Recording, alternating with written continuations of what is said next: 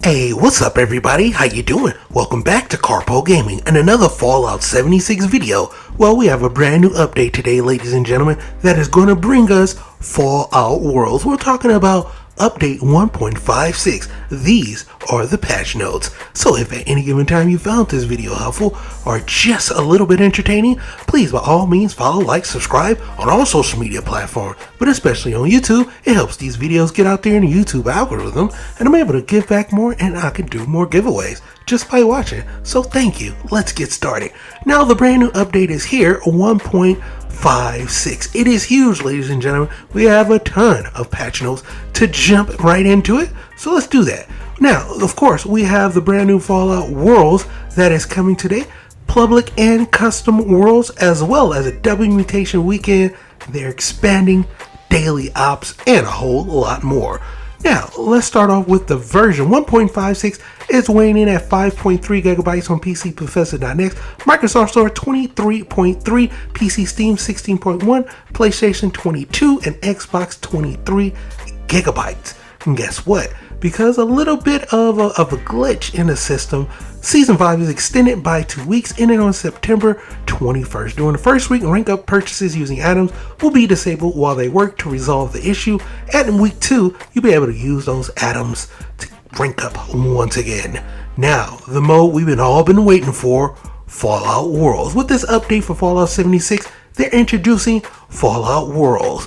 Public Worlds. The new Public World mode will help you shake up your normal gameplay by offering special worlds that have a pre-selected group of Fallout World settings enabled, fit to a theme. All players can join Public Worlds to dive into Appalachia that widely different from Adventure Mode. One Public World will be available to players at a time. Currently, they're planning to rotate a Public World in once per month so that you can regularly try out the different varieties and experiences. However, rotation frequency may change in the future based on community feedback and other factors. Here are the first 5 Public Worlds that you'll be able to check out in-game, as voted by our public test server participants. We're starting off with Happy Builder and rotate through the rest in order. First up, Happy Builder reduces camp placement restrictions, relaxes building restrictions, all map location discovery, and PvP has been disabled. High risk, no fast travel, always on PvP, players drop additional loot on death, free workbench crafting, and legendary item attributes have been disabled, and Dweller must die. Greatly increase enemy difficulty, increase damage, increase equipment durability,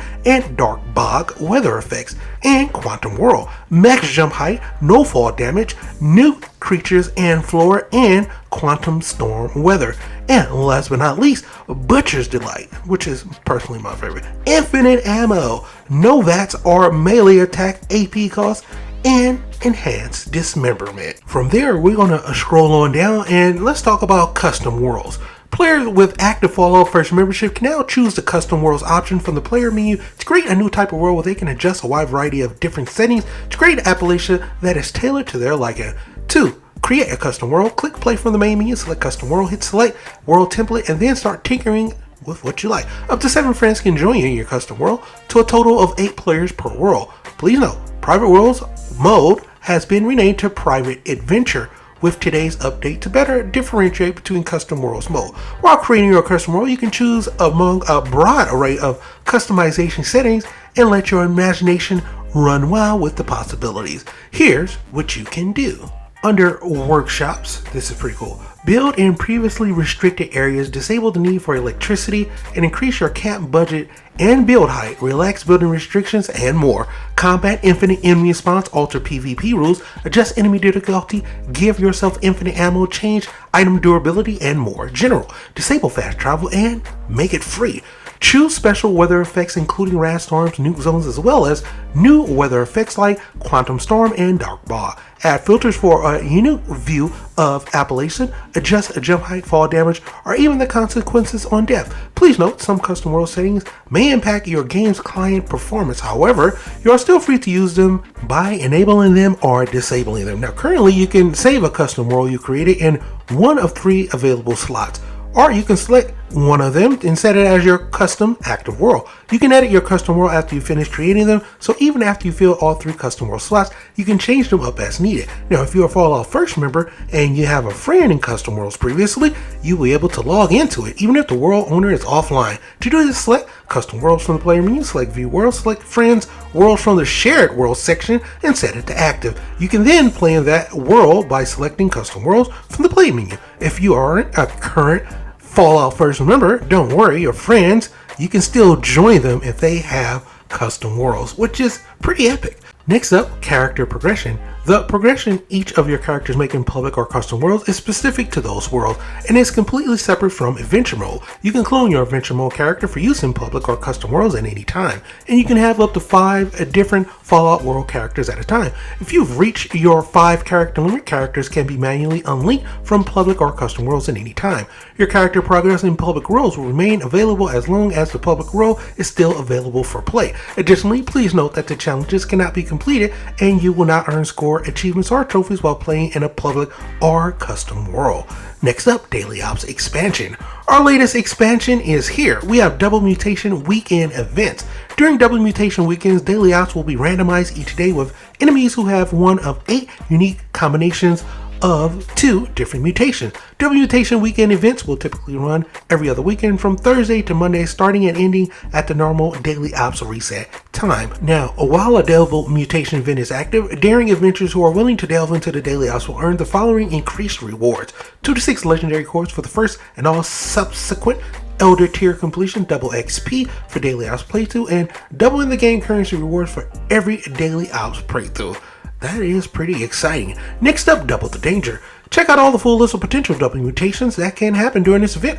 Blistering Cold, blistering enemies have freezing touch and swift-footed mutation. Chilling Men, chilling enemies have a freezing touch and group generation mutation. We have Clouded Toxins. Clouded enemies have the active camouflage and toxic blood mutations. Relentless enemies have the resilient and group regeneration mutations.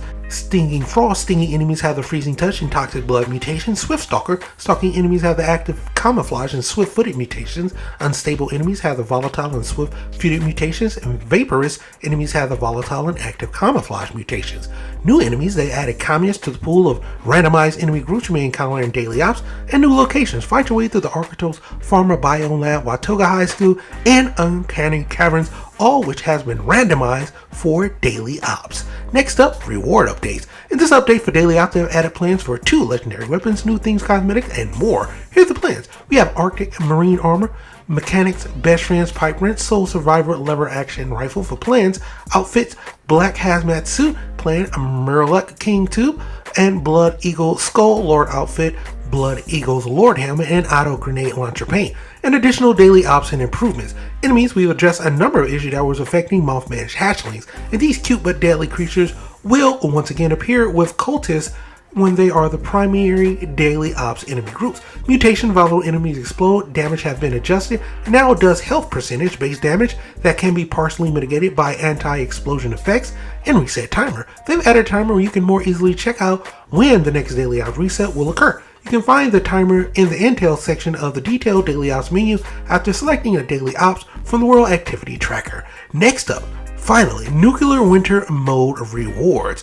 With the arrival of today's update, they removed the Nuclear Winter game mode from Fallout 76. Along with this change, they are granting rewards for all players who have completed at least 1 Nuclear Winter match, and making many of the other awards available in Adventure mode. Now, a Nuclear Winter themed pennant they can build in their own camps will be one of the rewards. The pennant will be added to your wall decor category and build menu within 2 weeks following today's update. Perk coins. With today's update, we're granting perk coins to players based on progression in Nuclear Winter mode so that you can give your legendary perk cards collection a little bit of a boost. You can receive 6 perk coins per Nuclear Winter perk card pack you've earned from Nuclear Winter progression system. You will also get 1 perk coin per Overseer ticket you've earned. These perk coins have already been added to your account and will be available to you as soon as you log in. Cosmetic rewards. Many of the cosmetic rewards that have been earned by climbing Overseer ranks in Nuclear Winter are now available in Adventure mode as awards that you can claim by completing public events. Here are the current list of events that you will have a chance to earn these rewards. We have a Colossal Problem, Encrypted, Project Paradise, Scorch Earth, and limited time events effective Scorch and Treasure Hunter, and exclusive rewards, nuclear winter themed trophies, and statues will remain exclusive to players who have earned them by claiming the ranks in the nuclear winter progression system. Next up, user interface. Pip-Boy. Junk acquired from scrapping items will now appear in the Pip-Boy new tab. Inventory items can now be stored by their stack weight, and when scrolling in the Pip-Boy inventory, navigating up from the top item in the list will now move the player's selection to the bottom of the list and vice versa. And Vault 51 Underworld, alongside this update with Fallout 76, Vault 51 has now appeared for exploration in all game modes, including adventure as well, which is pretty cool, so check that out. Next up, bug fixes and additional improvements. Under Art, appliances fix the issue causing parts of the classic jukebox to become invisible. Armor, the covert scout armor torso no longer clips to the character models that have muscular body type. Emotes fix the issue that could cause a player to become stuck in the emote animation loop. Headwear fix the number of headwear items that include face coverings so that they no longer clip into the face or female character models. Melee weapons, the cultist dagger, now plays the correct attack animations. Power armor, transferring pieces of Stranglerheart power armor to a power armor chassis no longer causes duplicate vines to appear and float nearby. Range weapons, the Lucille Lullaby paint for the minigun now correctly applies to the weapon tri-barrel mod and corrected the direction of the minigun barrel spin while wearing power armor. And on the world, objects and Lumine now animate correctly during the cheating death quest. Under Captain Workshop appliances, the Roboco Snow Machine now remains switched off after fast traveling or logging out. Blueprints, creating an auto blueprint by moving camp location no longer causes the store button to become visibly grayed out when that blueprint is selected in building mode. Budget, maximum build costs now correctly account for the items that are already stored. Displayed fixed the issue that where items could visually fall off the display case the player had assigned it to. Lights, the option on that appears when viewing a destroyed fire barrel, now correctly labeled repair instead of take. Shelter standing just outside the camp buildable area no longer prevent the player from building a shelter entrance within it. And workshops, the visual build boundary no longer persists after exiting build mode in Mount Blair workshops and challenges.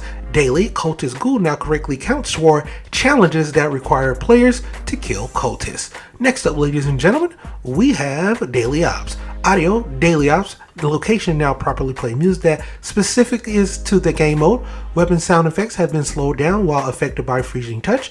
When using a pepper shaker with a standard magazine, enemies in the Daily Ops will now drop shotgun shell more often. Cultist enemies now correctly display objective markers overhead during Daily Ops inside Vault 96. Enemies who have rocket launchers no longer stop shooting at the player after firing a single rocket. Daily Ops bosses no longer prioritize melee attacking the player over using their primary weapons. Fixed an enemy that could cause Mothman hatchlings to become invisible. Mothman hatchlings no longer become unresponsive, and fix the issue that could cause Mothman hatchlings to become stuck in the walls after teleporting. Camouflage Mothman hatchlings no longer become invisible while attacking. Under locations, entering a Daily Op in Watoga Civic Center during the quest The Old Western Shuffle no longer causes incorrect quest targets to display in the Daily Ops instance. Markers, custom map markers no longer appear on the compass while in the Daily Ops instance, and enemies with volatile light no longer damage other enemies on death, and all weapons used by freezing enemies will now apply the freezing touch effect except grenades and mines. And also, the freezing touch effect no longer persists on players after leaving the Daily Ops. Getting hit by enemies with freezing touch now causes a freezing touch effect to appear in the Pip-Boy. The toxic blood effect no longer suddenly stops applying damage. Enemies with volatile or toxic blood will no longer explode and damage players after completing a Daily Op. Enemies with group regeneration now properly heals their nearby companions. Resilient visual effects no longer persist on enemies after they have been healed. Shooting enemies with a resilient no longer sometimes causes black decals to appear on their bodies. Enemies with resilient no longer display the resilient visual effects immediately after spawning. Operational reports. The description text for Elder Tier rewards now correctly states that it guarantees a rare reward on the player's first completion. Fix the issue that could cause the option report to display an incredibly high completion rate. Fix the issue that allowed players to earn Daily Ops reward more than often intended when playing during the daily reset, and adjusted the subtitles for several of Vernon Dodge's voice lines so that they match his voiceover. Next up, we have events and quests. A King's Pennant, the shovel no longer retains its quest item status after clearing the rock wall during the quest, a satisfied conscience, picking up the clue during the defeat the robots objective, and then logging out no longer prevents the quest from progressing after logging back in. Field testing, Paladin Ratmati now says the correct dialogue based on the player choices when asked about the putnams. Manhunt Vats can now target Mad Dog Malone. Miss a Person fixed the issue that could prevent players from progressing the quest after finding the Dove Necklace. Monster Mash, being on the event leaderboard no longer prevents a player from joining daily ops. One Violent Night, playing an instrument no longer causes enemies to stand still or run away from the player. The Catalyst, Russell Dorsey will no longer remain inside of Fort Atlas after the quest, and the Elusive Crane fixed the issue that could allow players to repeatedly receive an item of reward from the Robo Cache. Under items, Ammo Converter fixed the issue in which the Ammo Converter would remove or grant Cairo Ammo when attempting to sell or buy fuel. Apparel, the Mr. Claus beard can no longer be equipped at the same time as the Centurion helmet. Legendary cores, attempting to transfer a legendary core into a container now correctly causes a "you can't store that here" message to appear. Legendary weapons, fixed the issue causing a melee weapon with the reflect 50% of the melee damage while blocking legendary effect to deal more damage than intended. Melee weapons, players can now properly pick up sheep squatch clubs from around the world. And range weapon, black powder weapons can now correctly have a no appearance mod, and weapon paints the player had previously applied can now be removed.